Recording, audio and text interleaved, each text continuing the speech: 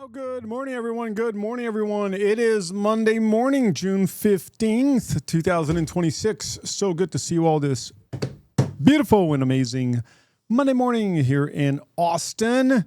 Who got woken up by the flood alert last night? I received one at 1 a.m., 3 a.m., and I'm telling you all, we are getting a ton of rain. I don't think that I can remember a time where it's been this consistent. Of course, we've had, the 2 days worth of massive rainfall, the flood rainfall, but it's just been that consistent rain that we're getting. And take a look at what's happening within our lake level. It's really hard to believe that a year ago, Lake Travis was 44.4% full, and now we're at 82.5% full. I mean, it's really miraculous what's happened in the past year. And Violet said over 2 inches yesterday, and I hear we're expecting, another half inch here at 10 o'clock in the morning, and then at noon, another potential quarter of an inch or a quarter of an inch at 10 a.m., quarter of an inch at noon. I mean, it's really amazing how much rain we are receiving. Of course, we know that our area, water is a precious resource in our area. So we definitely need a lot of rain. So I certainly welcome the rain. I don't welcome a horrible flooding event that destroys people's lives and property. But when it comes to just rain that can fill up all of our reservoirs, I certainly welcome that, because we were just down to some pretty critical levels here not too long ago. And then now we can see that, 82.5%. People were saying that Lake Travis was never going to go back to the full. We could very well have a full Lake Travis here in the next week or so. Really amazing. Incredible to see just how much rain, how beautiful it looks out there. Nice and green.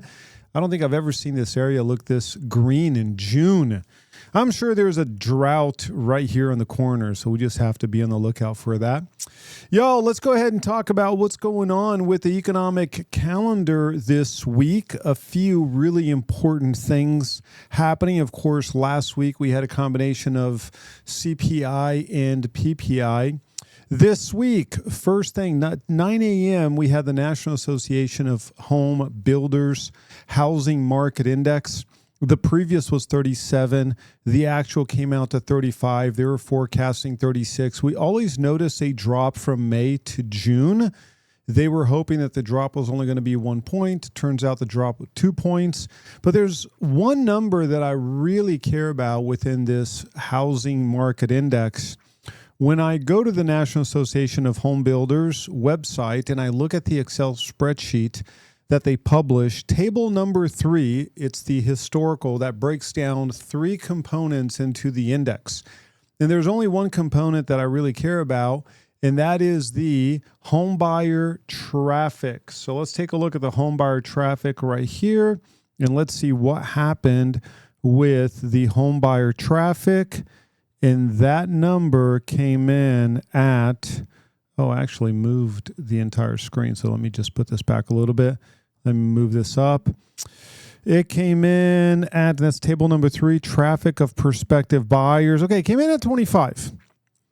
Last year, it was 21. So not bad. That's a gain of 4, but when we're comparing 21 to 25 and we're gaining 4, that's what? That's a 20% increase. So that's the good news. We've noticed a 20% increase, close to 20, comes out to maybe 18.5 or so. Let's just say 20. 20% increase in traffic of prospective buyers to new construction year over year. That's really good. And then we're holding steady at 25. We did have a little dip of 22, and that was April, back to 25, holding steady at 25. We're still way lower than the historical average, because if I were to average all of June going all the way back to 1985, we're looking at an average of 39. So we are at 25 right now. The average going all the way back to 1985 is 39, below average, but yet a 20% gain year over year on that traffic to new construction. This is across the entire nation. So that's good. We also had a gain in the overall Index. That is good. Also, we had a gain on the forecast for the next 6 months. Builders are saying we feel better today than we did this same month last year. So that's also good. So overall, on the new construction side of things, positive.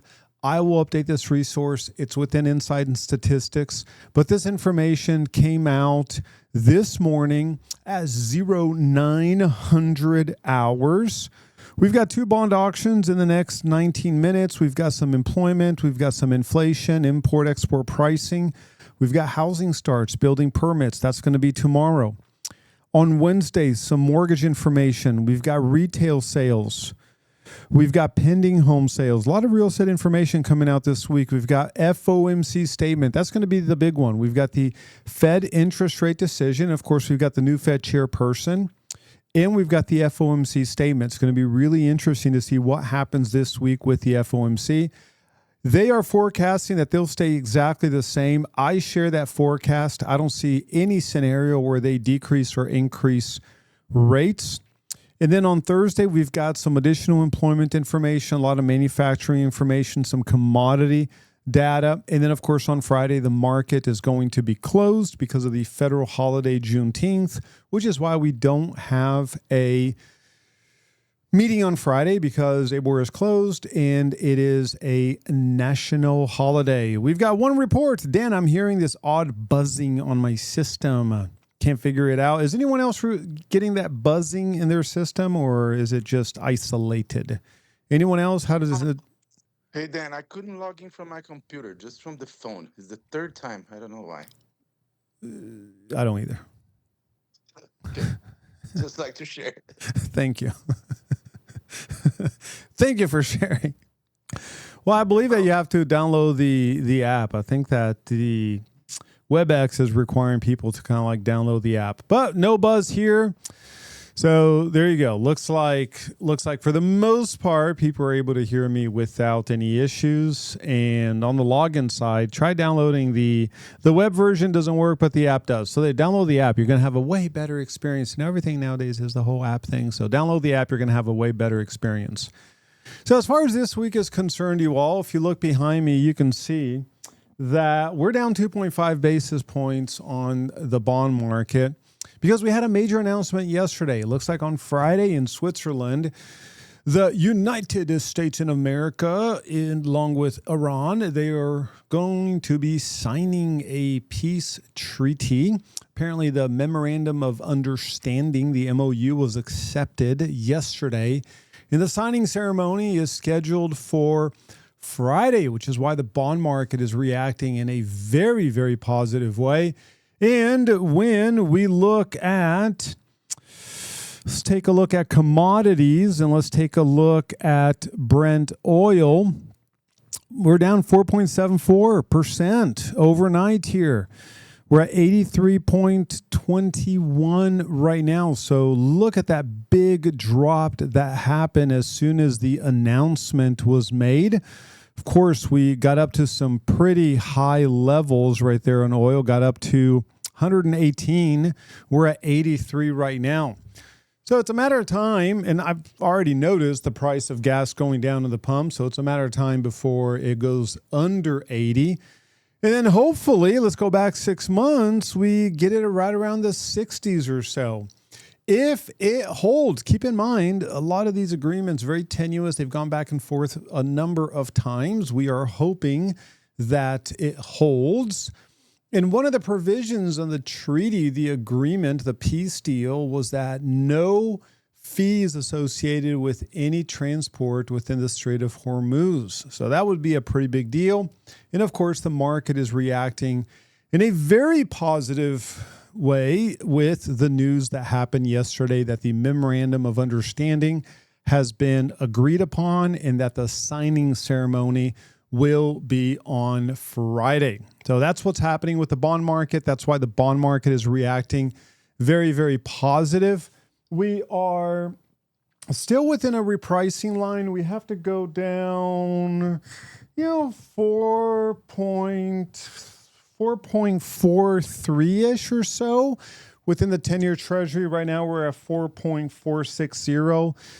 So once we get down to the let's just say 4.3, we could very well have another repricing. But as of now, we have not seen a rate repricing.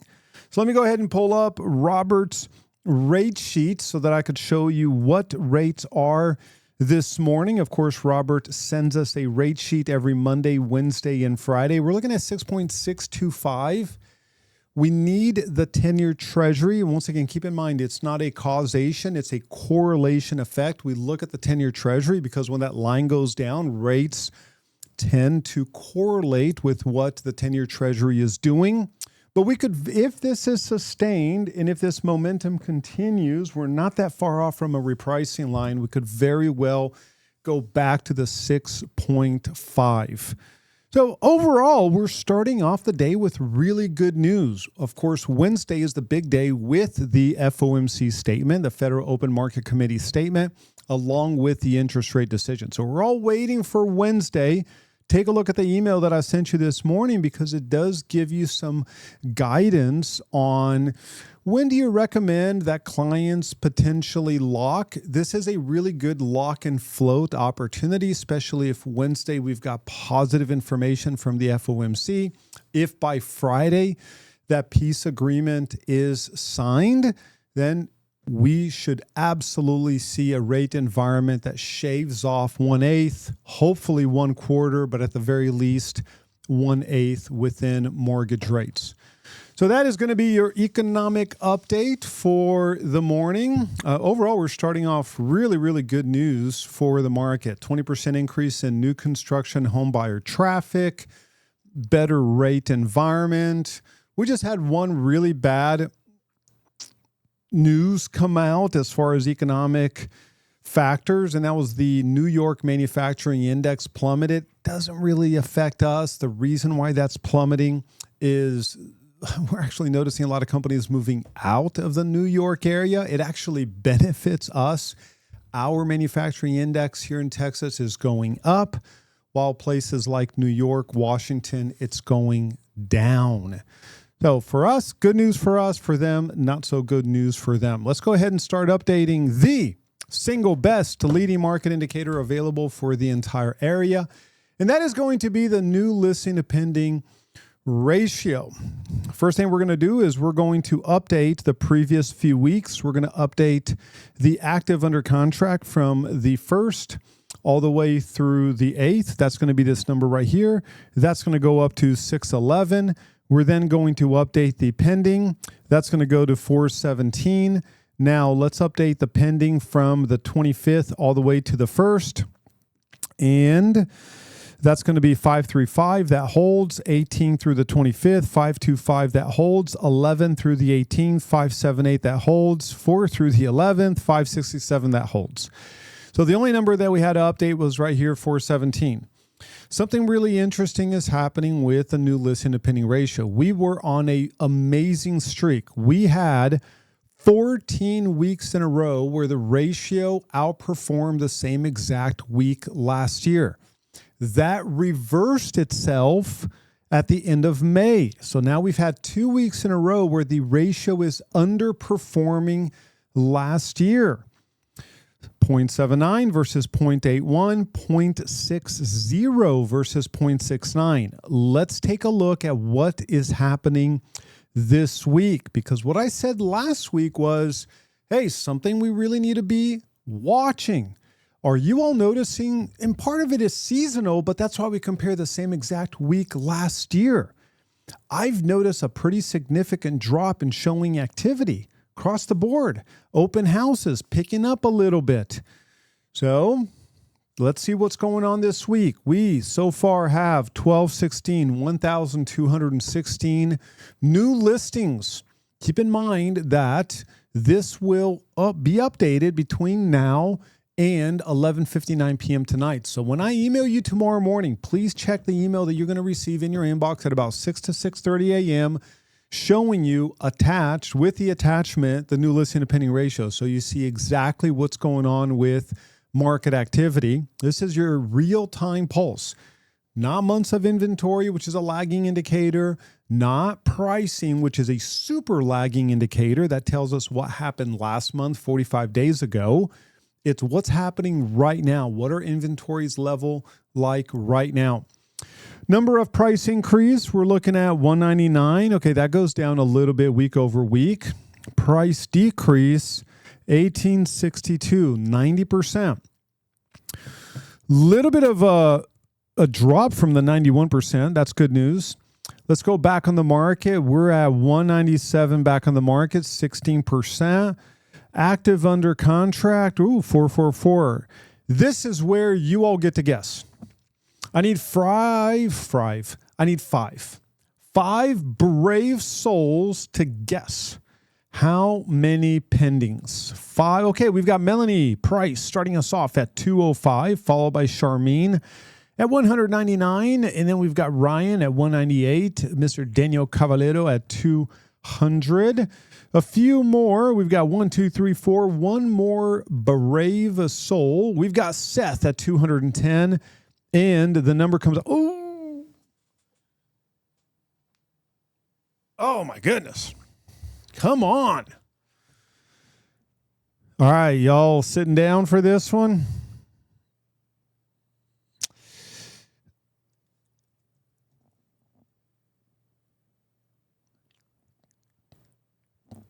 Yikes.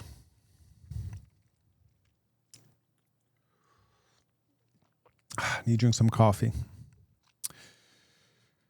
188. What the heck? There's that great pause in buyer activity right there, you all. 0.45 ratio, starting off the week with a 0.45 ratio.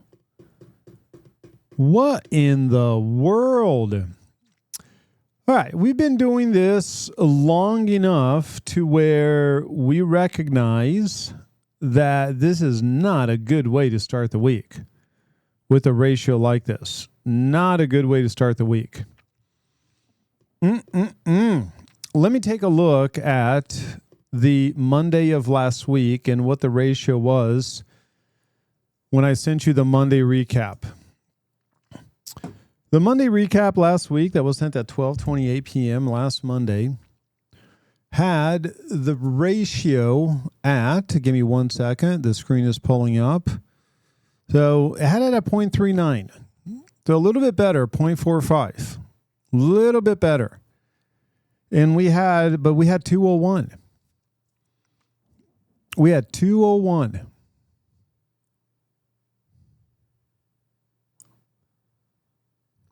And now we've got 188. New listings dropped from 1472 so far to 1216. I'd say the weather contributes a lot to that. So let's take a look at the same exact week, year over year. New listings. Look at that. We've had 2 weeks in a row where new listings outperformed same week last year. And look at the pendings. So we're negative. I mean, we're going to have 3 weeks in a row where the ratio is going to be negative. So we just broke our 14-week streak where this year was outperforming last year. We're negative 3% on the ratio, negative 12, and so far negative 35. We know that number is going to go down, but it's going to be negative because we are down so far 444. We're down 41.3% on properties under contract this week compared to the same week last year. But we know that this number is going to shrink because agents are really bad when it comes to updating the pending information. But we also know, because we've been doing this for so long, that when we start the week at such a massive gap, it's really hard to close that gap. So it's going to be negative, but it's going to be negative single-digit percentage. Are we going to get 68 additional new listings in the next 13 hours and 35 minutes? Melanie says yes. I agree with you, Melanie. I think we are also. So we're going to be positive on the new listings. We were positive on the pending 3 weeks ago, But because we were so much more positive on the new listings, the ratio is negative. That's why I love tracking this ratio, because it really does compare apples to apples. Let's take a look at the monthly data to see what's going on so far this month. And that's going to be month to date. Number of new listings so far this month, 2,558. Price increase, 366. Price decrease, 37.15, 91%. Better than the 93% of June of 2025. But at a 91%, we're looking at a 7-month high. Back on the market, we're at 413. That goes down to 16%. Active under contract, 952. In penny. Okay, y'all. I need you. I'm not going to have you guess. I'm just going to give you the number. We are halfway through the month. We are 15 days into the month. And so far, 575.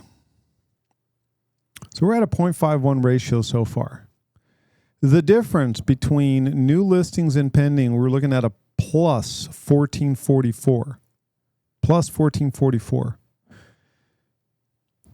Bottom line is active listings will continue to go up because the ratio is now within that 0.7376. Now we're at a 5.1. Halfway through the month with a 5.1 ratio means that we're going to be around the 0.73, 0.74. So we ought to be able to beat the 0.72 from June of 2025. That's unless we see an explosion in new listings entering the market. So far, we've had an increase of 6.5 and 6.5, but we had a drop of 9.4 and 4.3. So when you go all the way back to, let's just go over the past 30 days, we have, let's just see, we're down 5.4%. So we're still lagging compared to last year when we look at the past, 5 weeks. But bottom line is things are slowing down year over year and listings are picking up a little bit. Number of withdrawn, 420. Expired, we are at 133. Let's compare this year over year. Year over year, we're down 6.5% on the number of active listings. New listings, we're down by only 43.6%, but we're 50% into the month. So I would say that we're going to end the month positive. We're going to have more new listings this month compared to June of 2025. If this trend continues. But we're down 63.6% on the number of pending. And I just don't see us closing that gap in the next 15 days. Is this a 30-day month or a 31-day month? I can never tell. What is it, 30 or 31? Let me look at the calendar. This is a 30. This is a 30-day month. I just don't think it's going to happen.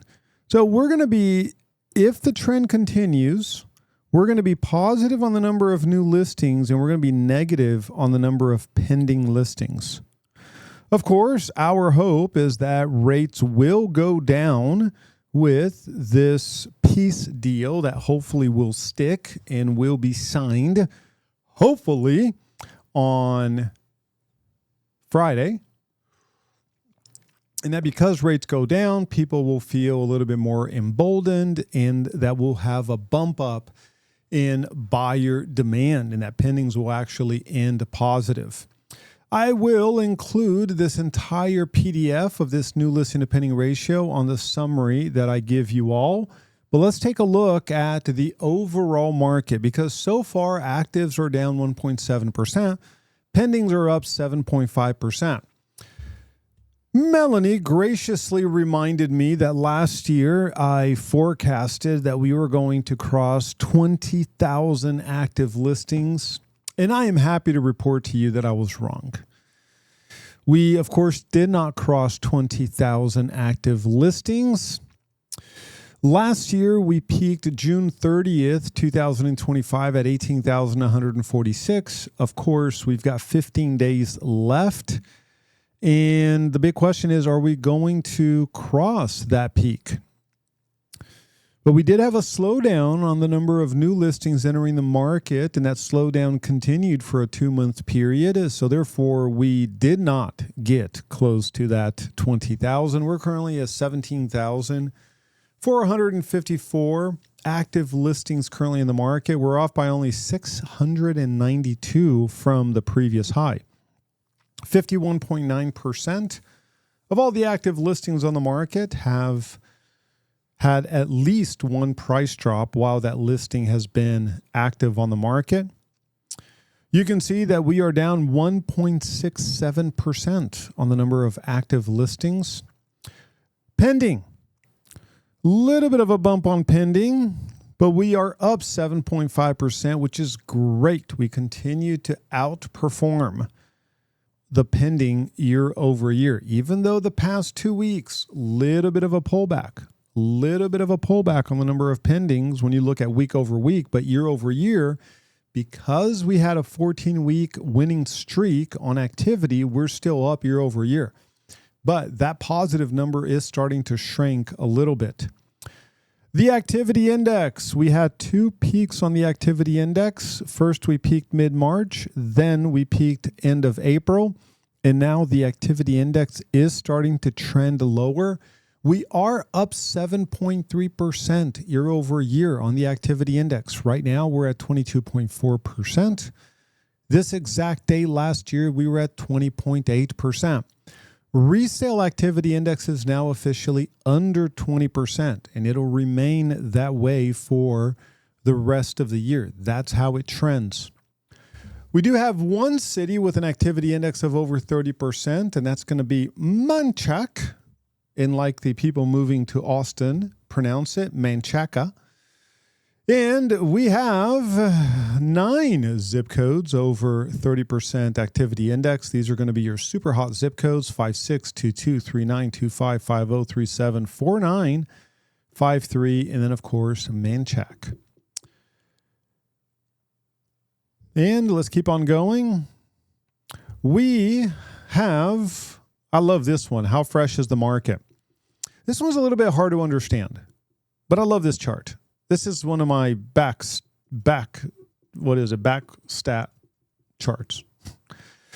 17,454 active listings. 27.2% of those active listings did not exist 30 days ago.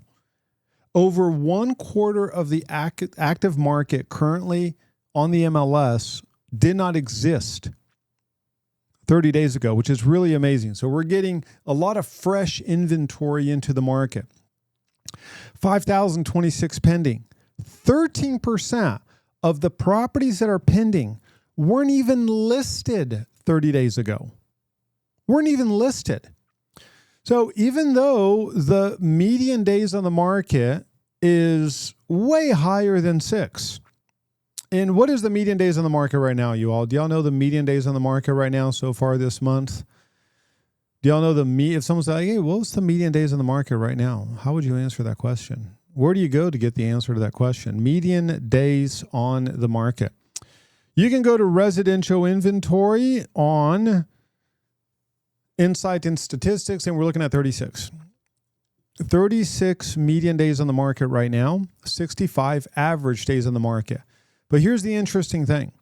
For those 13.3% of properties, 667 pending properties that weren't even active on the market 30 days ago, the median days on the market is 6. The good properties sell fast. Bottom line, the good properties sell quickly, they sell fast. And then everything else tends to lag on the market. That's why I really like this chart. Months of inventory down 4%, and we've got Cedar Park killing it at 2.9 months of inventory, Pflugerville and Round Rock 3.86, 3.99, and year over year, 13 cities have a higher inventory year over year, 17 lower inventory.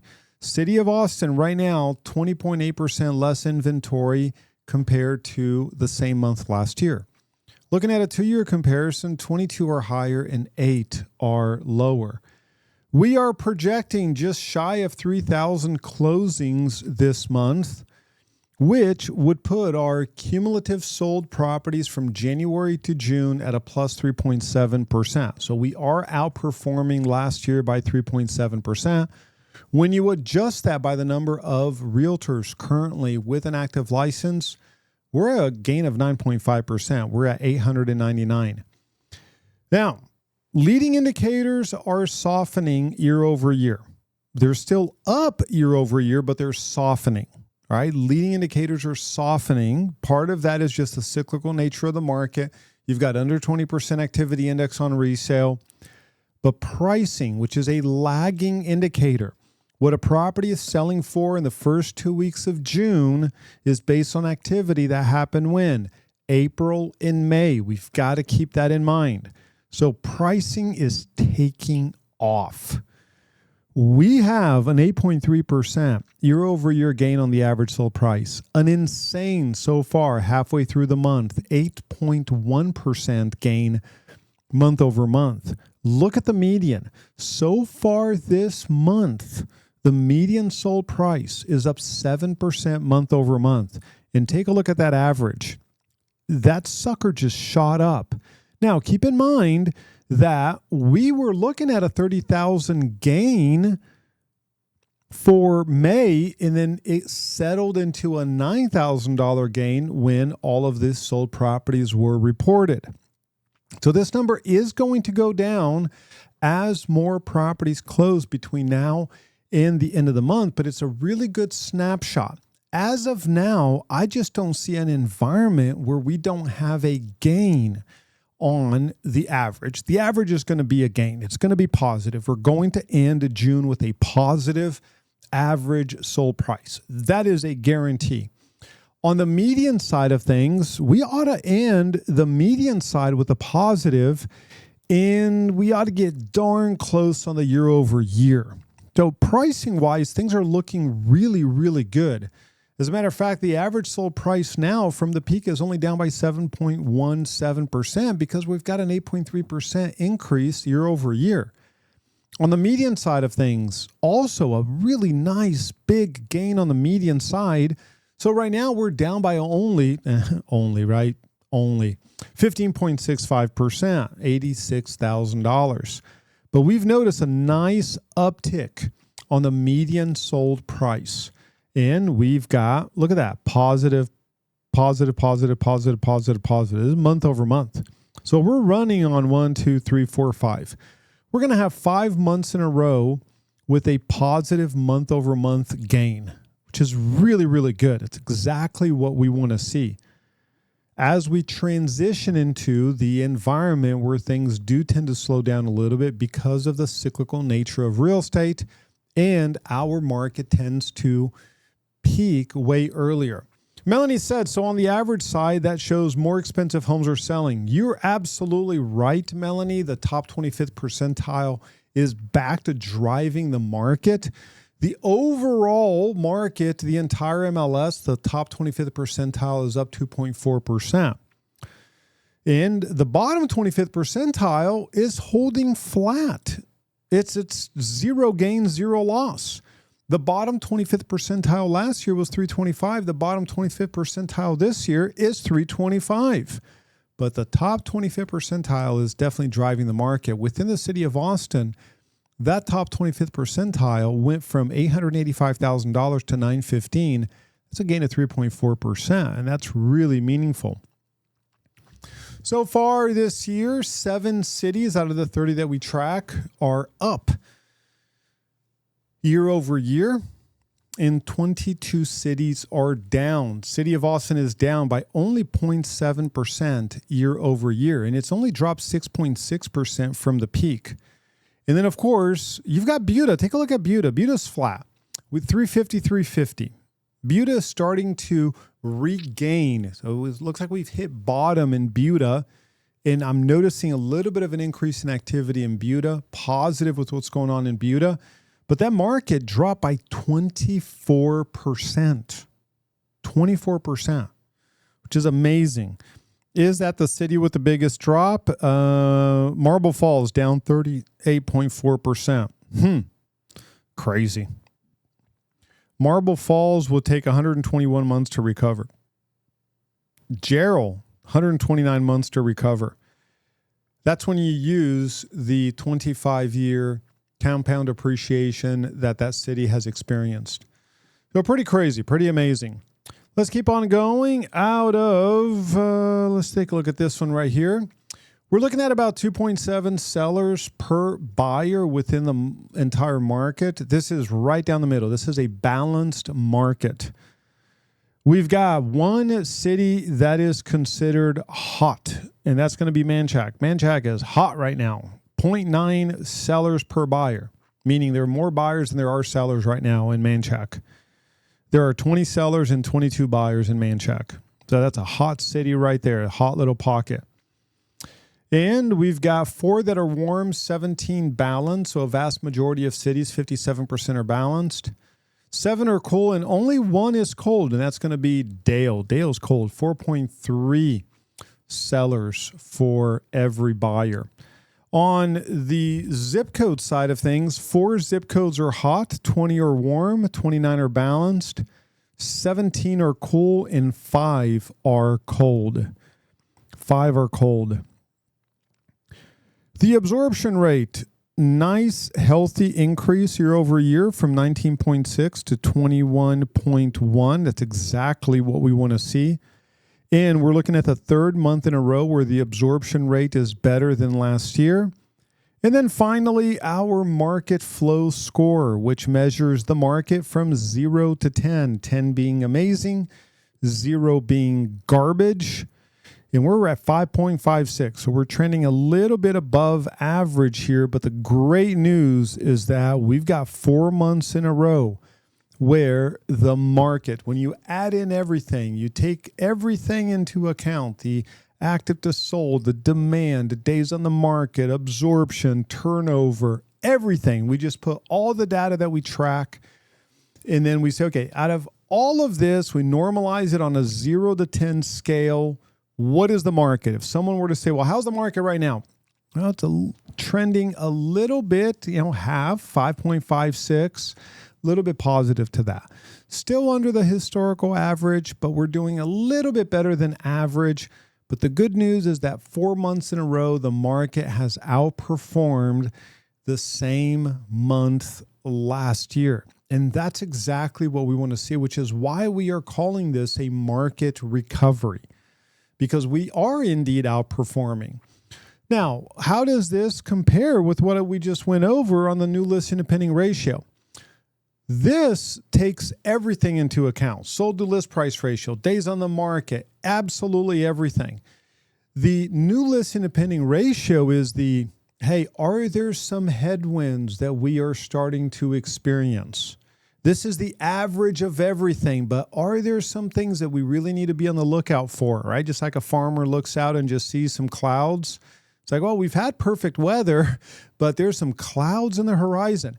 That's what the new listing to pending ratio is, and that's where we have to be very watchful, because we are now entering the 3rd week in a row where we are underperforming on the new listing to pending ratio. So something that we have to be very aware of. So listings out there. So do you have that listing that all of a sudden a month ago you received 3-4 showings, no real bites, but then you're like, hey, this is weird.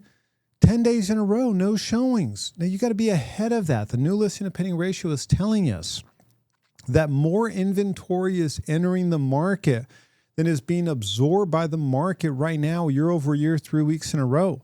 So we've got to be ahead of that, and we've got to communicate that with our clients with confidence.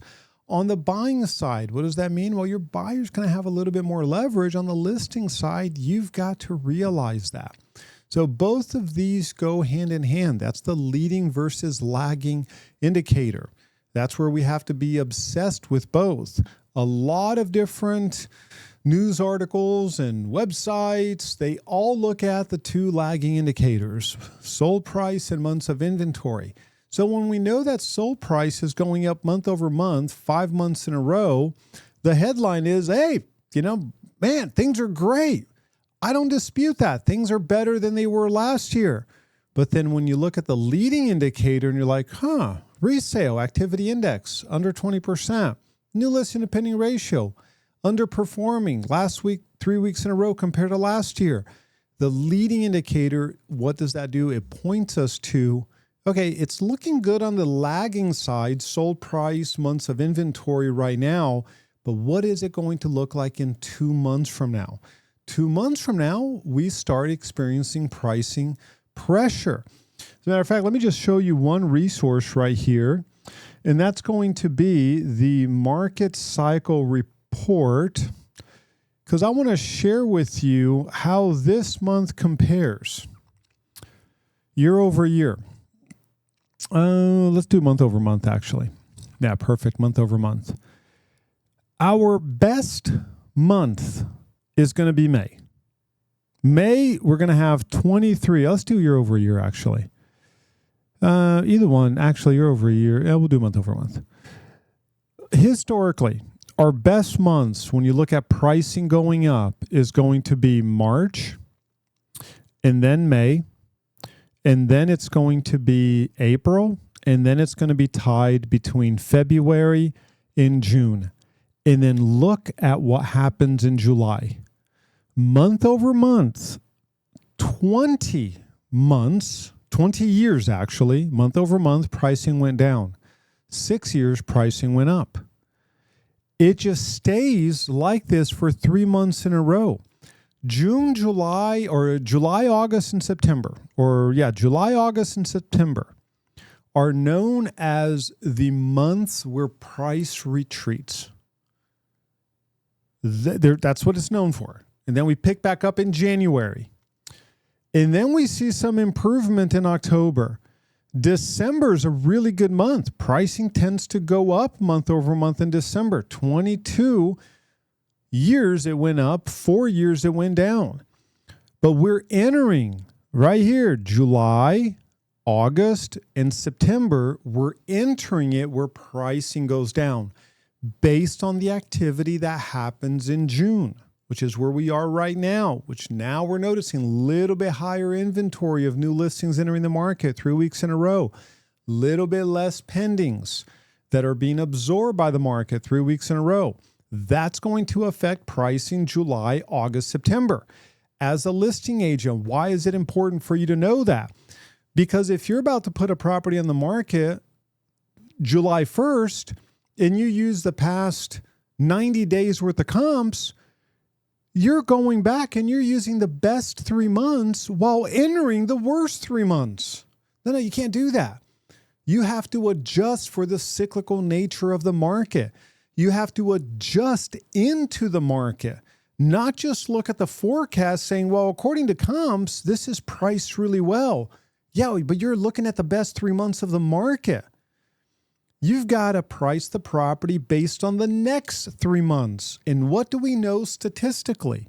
That a vast majority of the years, we notice a backtrack in pricing. So the reason we publish all this information is so that you can sit down, you can highlight this stuff, you can circle it, you can have a conversation with your clients. If you want the peak dollar, then you've got to list it in February to sell it in April. If the goal is to sell it in September, well, you've got to give up a little bit of that because we're entering a slower market. That's just how it goes. That's why it doesn't go in a straight line. It just goes up and down. So that's why we have all this information. Super important for you to review all of this information with your clients. Very, very important. Well, you all, it is 10:49. The bond market still at 2.8. So anyone jump into the SpaceX? Anyone jump in? I did. Got it right at 150. Got it right at 150, which I'm happy with. I'm happy at 150. But anyone else jump into SpaceX? Can you go back one? Go back one where? Let's see. Go back one right there. That one. Oh, that was like a 1041. That was a long time ago. Which slide do you want, Seth? Never mind. I was confused and figured out. Okay, good stuff. Anyone jump into SpaceX? Anyone here jump into SpaceX? I'm excited for SpaceX. I'm excited for SpaceX. I'll say that much. I'm very excited for SpaceX. The fact that it's a Texas company, I'm super excited for it. I want it to succeed. 1050 Wall, want to remind you that we have our Wednesday training, so please be sure to join us. Can you talk about the forms? Yes, I can talk about the forms. Let's go to Texas Realtors. Texas Real Estate, which is Texas Realtors. And from Texas Realtors, we're going to go to Legal Ethic. We're going to go to Blank Form Download. And we are going to see that, okay, we got the amendment, June 15th. So looks like, what about the contract? Do they have, okay, we got May. Let's just see, 1 to 4 family contract. Looks like they did update. Okay, good stuff. This is awesome. Looks like they did update everything. So that's good. So they just did that this morning because this morning, like at 5 a.m., it hadn't been updated. So they pushed the new forms this morning. So we do have access to the new forms. Now, this is what's going to happen. They are going to then give these forms over to Transaction Desk. And if I go to Forms in Transaction Desk, let's see if Transaction Desk has already updated these. As of this morning, like at 6 a.m., they had not updated. So I'm going to go to Texas Realtor. And let's see here. Let's just go to the contract. Let's just type family. Okay, we've got the 1 to 4 family. Let's take a look at the Trek. And that is the old one. Let's look at TXR. And oh, that's the new one. They've got the new one. They've got the new one.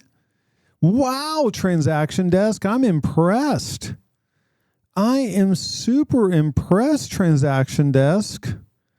Way to go. Oh, they've got the new one, which is so crazy because they actually don't have the Trek updated one, but they do have the new. So let's go to template because it should automatically be updated. And let's go to the 1 to 4 family.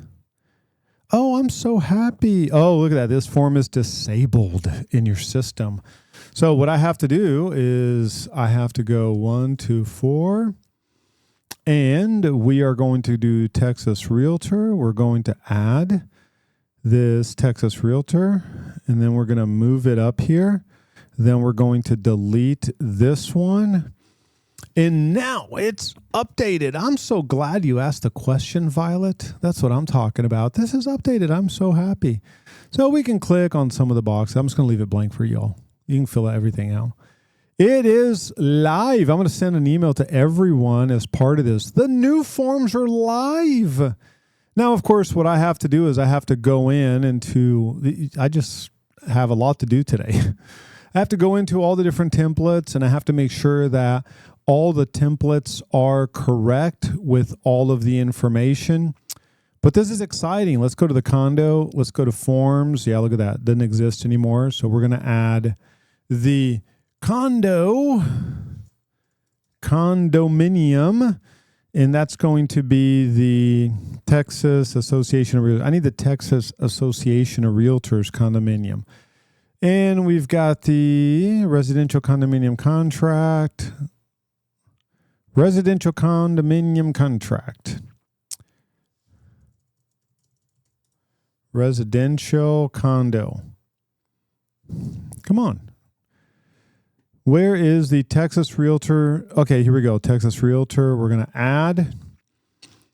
And we've got the condominium contract. Then we're going to delete this. And let's make sure that it's the correct one. Love it. Love it. I'm so excited. I am so excited that they have the new contract. You know what that means, you all? New contract proficiency. That's what I'm talking about. I will email you all a new contract proficiency. I'm going to go over all of it. So give me about a few hours, 2 hours or so, and we are going to update all of the forms. So all of these forms, when you click on 1 to 4 family, it's going to have the new one. We just received the new one today. They just updated today. That's why this still has the old one. But give me about 2 hours or so, and then we are all going to have the latest and greatest, which I'm super excited about. So there you have it. Love it. I'm so excited. Can we do an in-person training on the new forms, like a Friday?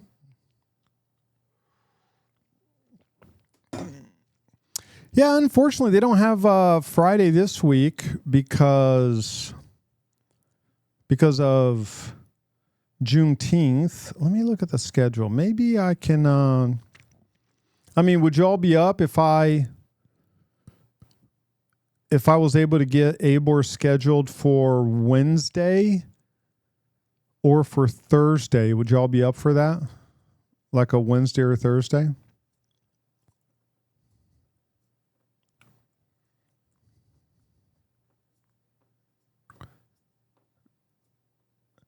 Okay, I'll see if I can do Wednesday. I'll see if ABOR is available. ABOR will not be available, but we can do it obviously here.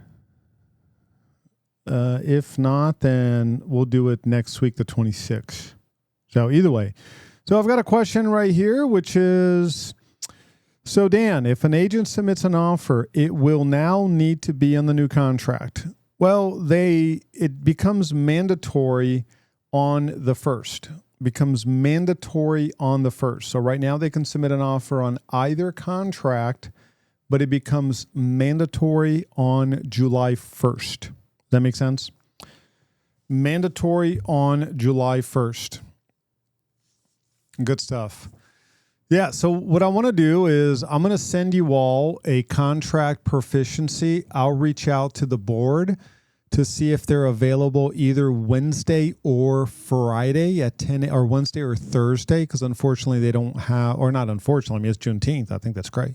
But we do not have a meeting on Friday because of Juneteenth, but maybe we can, if they have availability on Wednesday or Thursday, I'm going to go first Wednesday, and then if Wednesday or Thursday, I'll see what their availability is. And then we will do a live in-person training on the new forms because that works for me. Can I ask a question? Yes, please go for it, Violet. So you mentioned the 26th, but I thought when I looked at the most recent calendar, you had 24th, 25th, and 26th. Blocked off? X'd out, yeah. Yeah, it might be the are we case. having meetings? I'll What? have to check. I just Okay. get excited to and- meet with you all, so I just get ahead of Yeah, I'm myself. So, and the other thing is I had asked you last week if they had changed the short rep form, Mm-hmm. and they did, and they made it the same as the long rep form, but they changed the wording on the way compensation is payable. They basically put the onus on the clients to secure the commission. And I think that's what I would like you to address in one of the sessions is how do we explain that to clients? So, yeah, let me take a look at that. I mean, it's no different. The language is exactly the same. Well, not exactly the same, but it was always the onus on that any amount that they don't get from the other person, the client is responsible for. That's not the part that I'm talking about. So what part are you talking about? I'll tell you in a minute. It's on. Okay, let me find the rep form. No, now that I want it, I can't find it. But it's paragraph. Do you have the rep form there? Yeah. Is this the new one? Yes. Okay. So on 7C, it says client may seek broker will assist, and the old one was it was more that the broker was going to be not liable, but making the effort to get the commission from the other side. This, to me, the way it's worded, puts the onus on the client. Yeah, so let's take a look at it. So here's the old one. It says broker may receive compensation from seller, landlord, or their agents. Broker will credit any such compensation towards compensation due broker under this agreement, and client will pay the remaining balance. The new one says client may seek to obtain payment of broker fees specified in paragraph 7A from the seller or landlord. Well, yeah, I mean, it actually makes sense because they're doing that through the contract. So the buyer is saying, hey, seller, I want you to contribute towards this debt that I owe. And then the broker will assist client in negotiating any contribution from seller or landlord. However, it's like, hey, I'm going to assist you in writing this off. You know, it doesn't change the dynamics of it. The process is exactly the same, but the wording, of course, clarifies the responsibility. It's like, you know, who is seeking compensation? We're not a party to that sales contract. So the client is a party to that sales contract. So the client is obtaining payment of the broker fees. So, and I do agree with you that this is a dramatic departure from how business has been done since 1989. But I don't have a problem with this change. It does clarify on the technical and legal standard, who is really responsible for that. Yeah. You know, funny thing is, Violet, this is a draft that we never received. So the red line that was published did not include any of this. See, that's why we review the red line, but until they publish the form, it doesn't make any sense. I have a red line that I got from my class last week. And does it have that? Probably not, right? Yeah. No. That's why I'm asking you this question. Yeah, that's brand new. I mean, I'm seeing this exactly at the same time you're seeing it. Well, that's why I'd asked you last week, and you said, no, I don't think the short form was, but they did. They made everything consistent. But in the old one, it says source of compensation, broker may seek to a claim, blah, blah, blah, blah, from the seller, broker will assist. So it's just, they changed the wording. It just seems like if we're explaining it, it just puts more, we have to explain it really, really clearly and correctly, because it does seem to put the onus on the client. Oh, 100%. Absolutely. Yeah. Which legally it was the case already. They're just really making it clear that that's the case.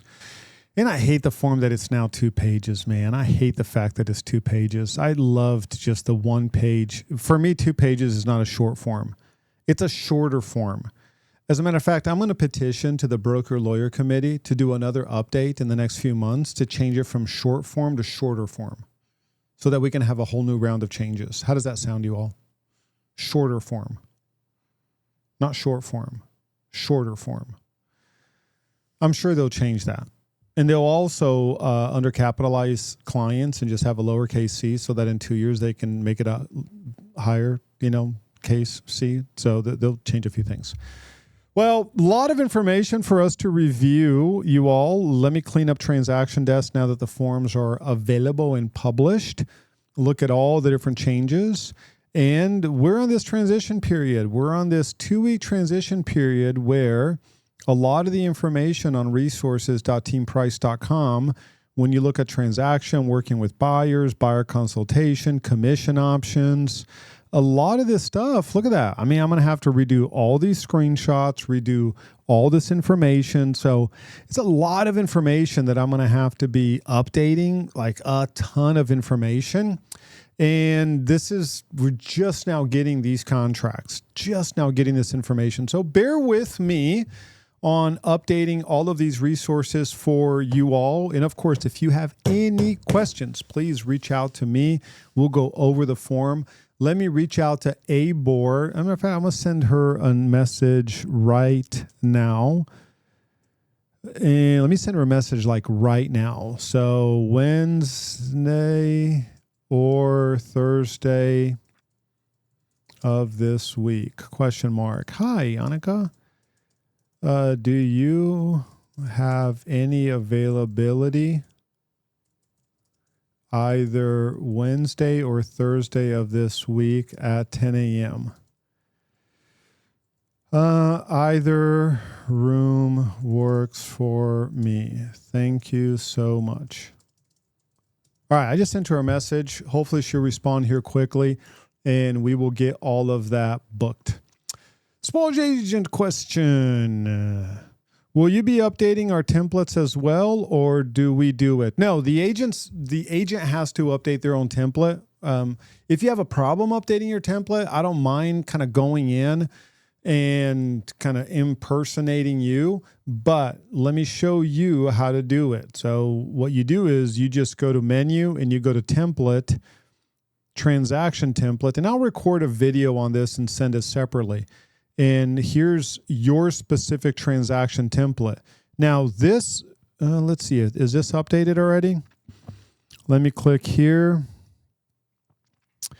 And yeah, this is already updated. So they already updated the rep agreement short form. So you're good to go on that. So they've already updated that. You should not have to update anything. When I went, do you mind if I log in into your template, Bertina, really quick? Let me log in into your template really quick. Give me 1 second. I just want to verify it across a different account to make sure. Oh, did you upgrade Transaction Desk? I hope you didn't upgrade Transaction Desk. I did not. Okay, good. Let's see here. Yeah, it's not kind of letting me. Okay, here we go. It's taking a little bit longer. Oh, it looks like it is. Oh, you know what? It's not letting me log in into your account. That was Daniel's also that came up. Yeah, even though I clicked on yours, it's not letting me. But whenever I open it up, it comes up to that new format and I have to go back out and come back in. But I don't want the new format. Yeah, so you just have to go there and go to Transaction Desk, like Legacy. Just click there. So I'm in your account right now. Let me take a look at the rep agreement. And it is the new one. So you're good to go. Yeah, it looks like they updated all of the agreements on all of the different templates, which is really good, which is great. I just have to update the company templates and then we're all set. Good stuff. Thank you, Seth, for recommending and asking for an in-person. I love that. Look forward to doing that. As soon as ABOR responds with their availability, then I will get that booked and we will go at it. I'll just have a lot of reading to do between now and whenever we're meeting so that I know what I'm talking about, because they did not publish any of these changes to brokers so that brokers could review it, or agents for that matter. I don't want to be treated special. It's like, but this is all new. This is new stuff. This was not on the red line. Like, so thank you, Violet, for pointing this out. None of this was on the red line. What TXR did was they put out a document that explained update to Trek forms, which then became TXR forms. And they described in each one of them what the changes were. Mm-hmm. I thought that was a great document to be able to follow along. Yeah, I agree. Yeah, that is a good document. Good stuff. Well, I'm excited. I love change, you all. I love change. So I'm excited for this, and let's get a contract proficiency going. As a matter of fact, I should make the contract proficiency mandatory to attend the training. I'll ponder on that. Or maybe we do a contract proficiency together while singing a nice song, and, you know, Violet can do an interpretive dance or something. So it's going to be great. I love it. I can't wait. Well, you all, thank y'all so much for joining. Super appreciate it. Let me get at it so we can update all of these forms in our system and start updating all of our resources. Hope you have an amazing rest of your nice and rainy day. And we just got to do whatever it takes, you all.